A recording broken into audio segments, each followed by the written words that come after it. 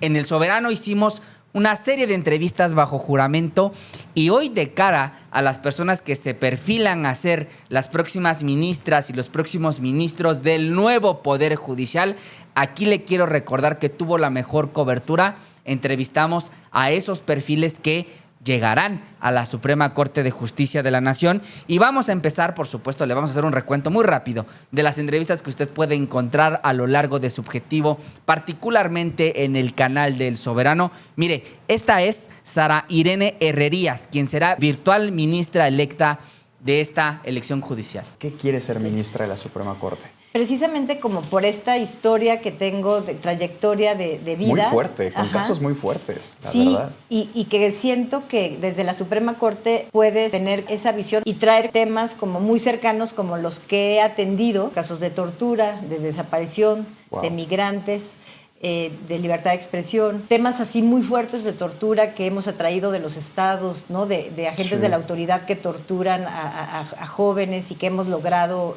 resolver. Siento que esa experiencia y esa sensibilidad tiene que estar en la Suprema Corte. Y estará en la Suprema Corte porque Sara Irene Herrerías se perfila a ser una de las nuevas integrantes del Poder Judicial de la Suprema Corte de Justicia de la Nación. También entrevistamos, por supuesto, a Estela Ríos, quien fue consejera jurídica del presidente, primero como jefa de gobierno, luego como presidente de la República. Esta fue la entrevista bajo juramento que le hicimos. No íbamos a ganar en la Suprema Corte. ¿Por qué? Porque ya estaba la mayoría de sus miembros, si no todos en ese entonces, pero la mayoría estaba a favor de un modelo económico y social que había fenecido con Peña Nieto. Y tan había fenecido que por eso Andrés Manuel López Obrador llegó a la presidencia y él estableció un nuevo modelo económico y social para esta nación en la que todos estuvimos de acuerdo. Pero esta gente y esta oligarquía pretendía que siguiéramos viviendo en el pasado. Por supuesto que mi compañero Carlos Centeno tuvo la oportunidad de entrevistar a Loretta Ortiz Alf, quien ya era ministra de la Suprema Corte y que, bueno, ahora fue ratificada o sería ratificada en este proceso electoral a partir del voto que usted emitió el pasado 1 de junio. Es considerada como fundadora de Morena. Sí, soy fundadora de Morena. Entonces tengo muy inmerso todo el proceso de la constitución del partido Morena. Cuando entré aquí, pues ya renuncié por cuestiones de la Corte para dar las garantías, aunque siempre he sido independiente y autónoma, pero para dar más tranquilidad renuncié al partido. El momento en que me pongo la toga, en ese momento actúo de manera imparcial, independiente y autónoma. Igual fue Carlos Centeno quien entrevistó a Yasmín Esquivel Moza, quien, igual que Loretta, era ya una ministra en funciones y que fue ratificada en el cargo gracias a su voto el pasado 1 de junio. En estos recorridos que he tenido en las calles, las colonias, los pueblos, los barrios, las unidades habitacionales, nos preguntan cómo saber quiénes son los candidatos. Claro. El INE puso a disposición una plataforma, un depositorio que se llama CPU. Conoce tu candidato, practica tu voto y ubica tu casilla. Correcto. Este CPU se puede acceder a través del código QR de la credencial de elector y poder de esa forma decidir cuáles son los candidatos que tienen el currículum, los antecedentes, la preparación profesional, la historia y si han sido jueces o magistrados, cuáles han sido sus resoluciones y cómo han cambiado la vida de las personas. Por supuesto que yo tuve el alto honor de entrevistar en exclusiva a la ministra Lenia Batres, ministra del Pueblo y para el Pueblo. Aquí en El Soberano, pues pusimos en nuestra portada, fuimos el primer medio de comunicación visiblemente público que le puso, por supuesto, ese característico nombre porque lo creemos, es nuestra convicción el saber que Lenia Batres es del pueblo. Por supuesto, también la tuvimos en este espacio en una entrevista bajo juramento. Estudié la licenciatura en Derecho y después estudié una maestría en Derecho Penal porque a mí me ha gustado siempre el Derecho Penal. La lástima que sea tan duro de ¿Ejerció alguna vez lo penal? Ejercí 2 años como dentro de un despacho. Sí. Intenté realizar labores por mi cuenta, pero justamente me topé con una tristísima realidad que es la enorme corrupción que hay en el ámbito penal sobre todo. Sí. Es una cosa inaudita. El ámbito de los abogados penalistas. Te cobran hasta por las copias. Ministerios públicos. Sí. jueces, juzgados penales, es una cosa terrible. Bueno, estudié después porque me he dedicado mucho a trabajar en el gobierno. Entonces, estudié una maestría en gestión pública.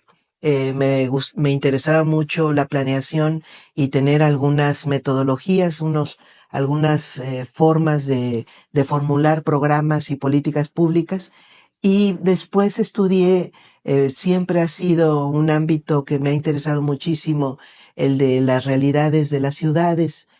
Quería entender la planeación urbana y estudié una maestría y un doctorado en estudios de la ciudad, que además, junto con el ámbito jurídico, me ha permitido saber que tenemos en México un enorme problema, que es la falta de desarrollo del derecho urbanístico. Sí. Entonces, es parte de lo que he estudiado. Recientemente ingresé al doctorado en Derecho Constitucional, justamente para fortalecer la labor que ahora realizo. He estudiado además muchos diplomados en ciencia política, estudios parlamentarios, en seguridad pública. ¿Tiene 3 maestrías? Una licenciatura, un doctorado y va por el segundo doctorado. En el ámbito profesional siempre, desde hace más de 30 años que trabajo, pues me dediqué muchísimo a generar, pues quedar bien, es decir, pues hacer mis funciones de manera lo más precisa y lo más solventemente posible. Sí. Entonces, por eso es que le he dedicado o tratado de dedicar al estudio de lo que hago el espacio suficiente. Bueno, pues ahí lo tiene. Es la entrevista que le hice a la ministra del Pueblo, Lenia Batres, quien se perfila a ser una de las favoritas como presidenta de la Suprema Corte de Justicia de la Nación, del nuevo Poder Judicial. Y por supuesto que tuve el alto honor, y eso no lo grabamos, pero se lo dije de frente. Le dije que yo iba a hacer público que votaría por él. Y lo hice. Tan lo hice que difundí mi acordeón con una apreciación personal, por supuesto, era mi acordeón, y voté por el que se perfila será el segundo indígena que comande la Suprema Corte de Justicia de la Nación. Con ustedes la entrevista bajo juramento que le hicimos al abogado Hugo Aguilar.